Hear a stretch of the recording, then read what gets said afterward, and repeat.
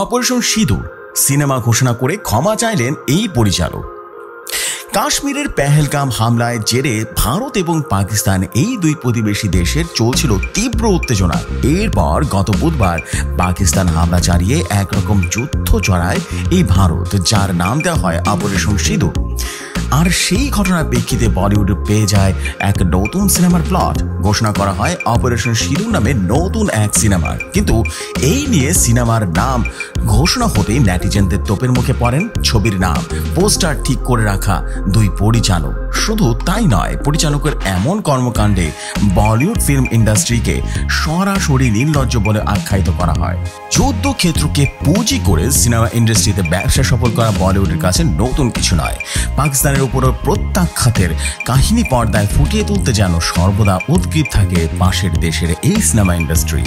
তাই তো পাকিস্তানের হামলার কয়েকদিনের মধ্যেই গত শুক্রবার অপারেশন সিঁদুরের পোস্টার প্রকাশ করেন পরিচালক উত্তম মহেশ্বর এবং নিতিন কুমার গুপ্তা। অতঃপর নানা কড়া ভাষায় নেটিজেনদের তোপের মুখে পড়েন তারা। এমন অবস্থায় ক্ষমা না চেয়ে পারলেন না এই পরিচালক উত্তম মহেশ্বর।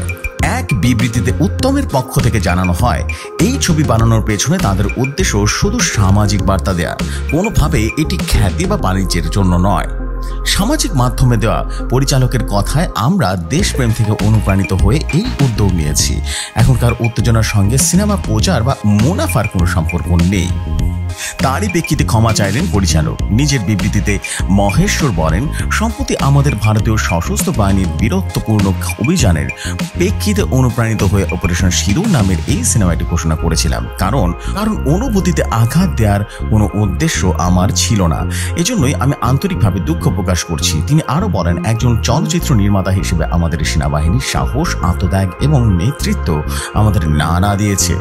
এই ঘটনায় শুধু সামনে আনতে চেয়েছি, এর পেছনে রয়েছে সামাজিক দায়বদ্ধতাও। খ্যাতি এবং অর্থ উপার্জনের অভিপ্রায় একেবারেই ছিল না। তবে আমি বুঝতে পেরেছি এই সংবেদনশীল সময় এমন ঘোষণা করাও এক প্রকার অনেক কষ্টের কারণ হতে পারে অনেকেরই। এমনই সব নিত্য নতুন নিউজ পেতে রেডিও শহরের সাথেই থাকুন।